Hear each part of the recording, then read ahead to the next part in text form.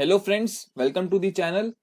इस वीडियो में हम डिस्कस करेंगे कि कैसे हम एक्सेल के अंदर स्पार्क लाइन चार्ट्स को इंसर्ट कर सकते हैं और कैसे हम उनके साथ काम कर सकते हैं। तो स्टार्ट करने से पहले हम समझते हैं कि स्पार्क लाइन चार्ट्स होते क्या हैं। Basically spark line charts mini charts in a cell. तो यहाँ पर मैंने डेटा लिया है। लेट्स से यहाँ पर एक कंपनी है, उसके कस्टमर कंसंट्रेशन का डेटा है कि जो उसका टॉप कस्टमर है, यानी जो उसका पहला कस्टमर है जो कि सबसे ज्यादा कंट्रीब्यूशन करता है सेल्स में, उसका टोटल कंट्रीब्यूशन कितना है क्वार्टर ऑन क्वार्टर। ओके, यहाँ पर Q1 FY19 में 25.7% था, देन 23%, 23.2% हुआ, देन ऐसे करते करते यहाँ पर डिक्रीज हो रहा है। तो हम इसे in the form of chart दिखाना चाहते हैं विद इन अ सेल, तो वो हम with the help of spark lines दिखा सकते हैं। देन यहाँ पर टॉप 5 कस्टमर्स का है कि जो टॉप के 5 कस्टमर्स हैं उनका कितना कंट्रीब्यूशन है, देन टॉप के 10 कस्टमर्स का कितना कंट्रीब्यूशन है, तो उससे रिलेटेड यहाँ पर डेटा है। और हमने यहाँ पर जो FY21 के आगे वाले 3 क्वार्टर्स हैं उनका यहाँ पर हमने खाली स्पेस छोड़ दी है कि जब भी इनका हमारे पास डेटा आएगा तो हम उन्हें यहाँ पर अपडेट कर देंगे, and same is visible in our charts as well. तो यहाँ पर हम स्पार्कलाइन चार्ट्स को इंसर्ट करते हैं। कैसे कर सकते हैं हम? लेट्स से हम इस सेल में यहाँ पर इंसर्ट करना चाहते हैं स्पार्कलाइन चार्ट्स। तो यहाँ पर हम आएंगे इस सेल में, देन हम इंसर्ट टैब में जाएंगे और यहाँ पर आपको दिखेगा स्पार्कलाइंस ग्रुप। स्पार्कलाइन ग्रुप्स में आप देख सकते हैं यहाँ पर लाइन चार्ट भी है, कॉलम चार्ट है, देन विन लॉस चार्ट है, विन लॉस स्पार्कलाइन। तो विन लॉस के बारे में हम थोड़ी देर में डिस्कस करेंगे। पहले हम यहाँ पर एक लाइन चार्ट इंसर्ट करके देखते हैं। तो यहाँ पर हम लाइन स्पार्क लाइन में आएंगे और यहाँ से हमें पूछेगा पहले डेटा रेंज, तो हम डेटा रेंज यहाँ से भी सिलेक्ट कर सकते हैं। तो हमारी यहाँ पर डेटा रेंज है ये, मैं पूरा Q4 FY21 तक सेलेक्ट कर रहा हूँ ताकि जब भी हमारा न्यू डेटा आएगा ये अपडेट हो जाएगा। यहाँ पर मैंने यहाँ पर डेटा रेंज अपनी स्पेसिफाई कर दी है। देन लोकेशन रेंज यहाँ पर एक्सेल ने अपने आप ले ली है, बिकॉज हमारा जो सेल हमने हाईलाइट किया था कि हमें यहाँ इंसर्ट करना है, वही इसने लोकेशन रेंज भी ली है एक्सेल ने। हम ओके पर क्लिक करते हैं। आप देख सकते हैं यहाँ पर मेरा स्पार्कलाइन चार्ट इंसर्ट हो चुका है और जैसे ही मैं सेल के अंदर आता हूँ मेरा एक और टैब एक्टिवेट हो चुका है, दैट इज स्पार्कलाइंस टैब। मैं थोड़ा सा जूम इन कर लेता हूँ ताकि आपको और अच्छे से क्लियर विजिबल हो। या आई थिंक आपको दिख रहा होगा यहाँ पर कि यहाँ पर हमारा एक स्पार्कलाइन चार्ट इंसर्ट हो चुका है और स्पार्कलाइन टैब्स भी यहाँ पर आ चुका है। देन आप यहाँ पर देख सकते हैं कि आप यहाँ पर इसकी स्टाइल भी चेंज कर सकते हैं। आप यहाँ से डिफरेंट स्टाइल्स इसकी सेलेक्ट कर सकते हैं और यहाँ से आप इसका स्पार्कलाइन कलर भी चेंज कर सकते हैं। So let's say we want to keep it black, and हम इसकी थिकनेस भी इंक्रीज करना चाहते हैं। तो हम वेट में जाएंगे, स्पार्कलाइन कलर में ही वेट में जाएंगे और लेट्स से हम इसकी थिकनेस इतनी इंक्रीज कर देते हैं। ये थोड़ी सी ज़्यादा लग रही है तो हम इसको थोड़ा सा कम कर देते हैं। आपको एक देख के एक आइडिया मिल रहा है कि हाँ, मेरा जो अभी ट्रेंड चल रहा है टॉप कस्टमर कंसंट्रेशन का जो ट्रेंड चल रहा है कि मेरा जो टॉप का कस्टमर है उसका कितना कंट्रीब्यूशन आ रहा है, वो अभी डाउनवर्ड ट्रेंड चल रहा है, which is a good thing. Okay, तो अब हम कुछ और ऑप्शंस एक्सप्लोर करते हैं स्पार्कलाइन चार्ट्स के अंदर। तो यहाँ आप देख सकते हैं हमने स्पार्कलाइन चार्ट तो इंसर्ट कर ही लिया था, स्पार्कलाइन इंसर्ट कर ली थी। यहाँ पर अब हम चाहते हैं कि हमारा जो हाईएस्ट कंट्रीब्यूशन है वो हाईलाइट हो जाए और लोएस्ट कंट्रीब्यूशन किस क्वार्टर में था वो हाईलाइट हो जाए, कहाँ पर था इस स्पार्क लाइन के अंदर। तो एट अ ग्लांस अगर हम देखते हैं तो हमें पता चल रहा है कि Q1 FY19 के अंदर सबसे हाईएस्ट कंट्रीब्यूशन था। देन Q1 FY21 के अंदर ये गिर के 12.10% हो गया, which is the lowest in this data. तो यहाँ पर हम इसे कैसे हाईलाइट कर सकते हैं इसके अंदर, तो चलिए देखते हैं हम उसे। हम यहाँ से सीधे आएंगे स्पार्कलाइन टैब के अंदर और यहाँ से शो ग्रुप के अंदर हम सेलेक्ट करेंगे हाई पॉइंट को। तो आप देख सकते हैं हमारा हाई पॉइंट यहाँ पर हाईलाइट हो चुका है in the sparkline. Then low point को सेलेक्ट करेंगे तो हमारा जो लोएस्ट पॉइंट था इस डेटा के अंदर वो हमारा हाईलाइट हो चुका है। और यहाँ से हम मार्कर कलर भी चेंज कर सकते हैं। तो यहाँ से हम लेट से हाई पॉइंट का कलर रखना चाहते हैं ग्रीन और लो पॉइंट का हम कलर रखना चाहते हैं रेड। तो आप देख सकते हैं यहाँ पर अब हमारा जो ग्रीन कलर से हाईएस्ट पॉइंट इंडिकेट हो रहा है और रेड कलर से हमारा लोएस्ट पॉइंट इस डेटा के अंदर इंडिकेट हो रहा है। और लेट्स से हम इसे कॉपी करते हैं और यहाँ पर हम पेस्ट कर देते हैं। तो हमारा आप देख सकते हैं चार्ट भी अपडेट हो गया है। इसके अब दो एक तरह से हाईएस्ट पॉइंट आ रहे हैं बिकॉज यहाँ पर दो नंबर सेम है, 25.7 25.7%। ओके, और यहाँ से हम इसे अगर नीचे ड्रैग करते हैं नीचे ड्रैग करते हैं तो आप देख सकते हैं यहाँ पर हमारे ऑटोमेटिकली यहाँ पर चार्ट जो डेटा है उसके अकॉर्डिंग ये अपडेट हो गए हैं चार्ट्स, स्पार्कलाइन चार्ट। और यहाँ से हम इनकी साइज़ भी इंक्रीज कर सकते हैं थोड़ी सी, ताकि थोड़ा सा और बेटर हमें दिखे। तो हम यहाँ से इंक्रीज करते हैं तो आप देख सकते हैं हमें थोड़ा सा बेटर आउटलुक दिख रहा है। यहाँ से हमें थोड़े से चार्ट्स यहाँ पर बड़े दिख रहे हैं। और सेम वे हम यहाँ पर नेगेटिव पॉइंट्स भी इंसर्ट कर सकते हैं, नेगेटिव पॉइंट्स भी हम हाईलाइट कर सकते हैं। तो नेगेटिव पॉइंट्स के लिए हम नेगेटिव पॉइंट्स टिक कर देंगे और यहाँ से मार्क लाइन कलर में हम नेगेटिव पॉइंट्स का कलर चेंज कर देते हैं टू दिस कलर। बट यहाँ पर वो हाईलाइट इसलिए नहीं हो रहा है बिकॉज हमारा कोई भी यहाँ पर नेगेटिव पॉइंट नहीं था। ठीक है, तो हम उसे इस डेटा को ड्रैग कर लेते हैं, इसको नीचे ड्रैग करेंगे तो आप देख सकते हैं यहाँ पर, इसको भी थोड़ा सा बड़ा कर लेता हूँ। नाउ आप देख सकते हैं यहाँ पर जो हमारा पैट का डेटा है इसमें भी अभी नेगेटिव वाला यहाँ पर हाईलाइट नहीं हो रहा है बिकॉज यहाँ पर अभी हमारा कोई भी नेगेटिव वैल्यू नहीं है। हम इसे कॉपी करते हैं एक बार, इसे हमने कॉपी किया, पेस्ट किया, तो आप देख सकते हैं यहाँ पर लेट्स से हम इसको रख देते हैं, इसको कर देते हैं माइनस और इसको भी हम कर देते हैं माइनस।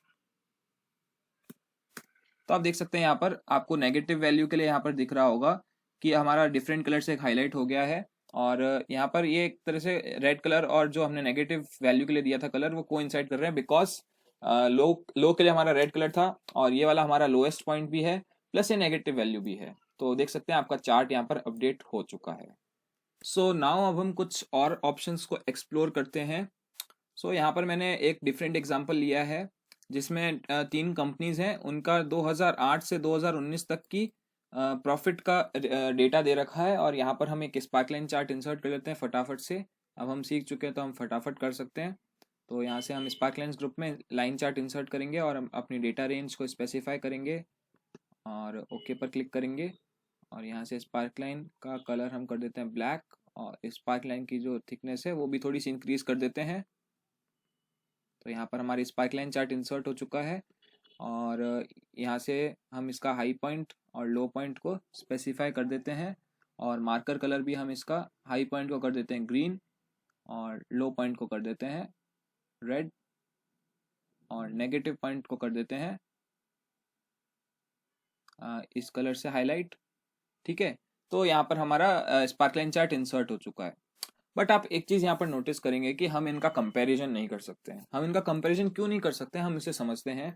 बिकॉज यहाँ पर जो तीनों डेटाज हैं उनकी हाईएस्ट और लोएस्ट वैल्यू डिफरेंट है, उनके हाईएस्ट लोएस्ट डिफरेंट है। जैसे कि हम ग्राफ बनाते वक्त करते हैं ना कि on Y axis 1 unit equals to this much centimetre, तो वैसे ही इन सब की जो स्केल है वो डिफरेंट है, तो हम इनका कंपैरिजन नहीं कर सकते। तो सबसे पहले तो हम इन्हें एक ही स्केल पर लेके आएंगे।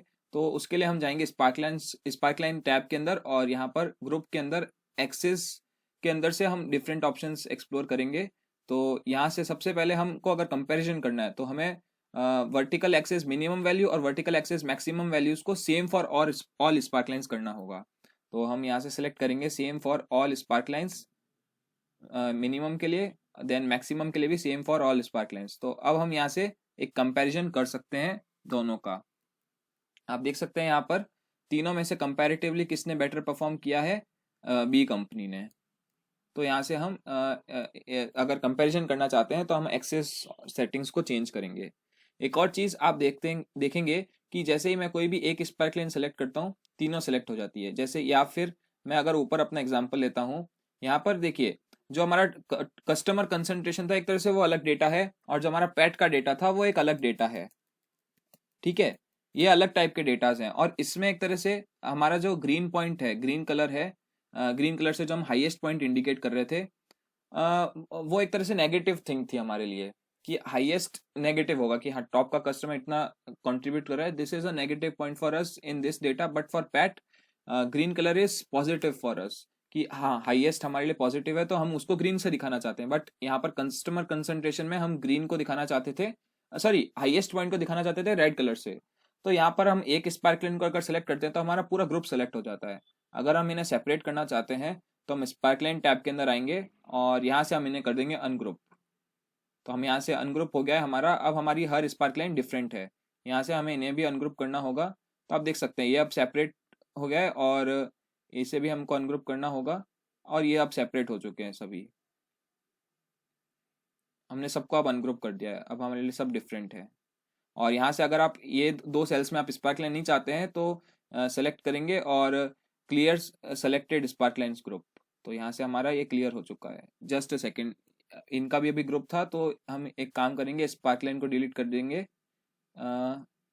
यहाँ से हमारी क्लियर हो चुकी है। अब यहाँ दो सेल्स में स्पार्क लाइन नहीं है, और इन दोनों, अब हम चाहते हैं कि ये तीनों ग्रुप हो जाएं आपस में, तो हम स्पार्क लाइन में आएंगे और यहाँ से हम इन्हें ग्रुप कर देंगे, और ये हमारी डिफरेंट स्पार्क लाइन एक बन गई है। ठीक है, पैड के लिए अब हमारा डिफरेंट स्पार्क लाइन आ गया है। तो हम यहाँ से अपना जो हाईएस्ट पॉइंट के लिए कलर था उसको हम चेंज कर सकते हैं। बेसिकली इसके लिए तो सही था, हमें इन तीनों के लिए चेंज करना है। तो हम किसी एक को सेलेक्ट करेंगे तो वो सबके लिए चेंज हो जाएगा।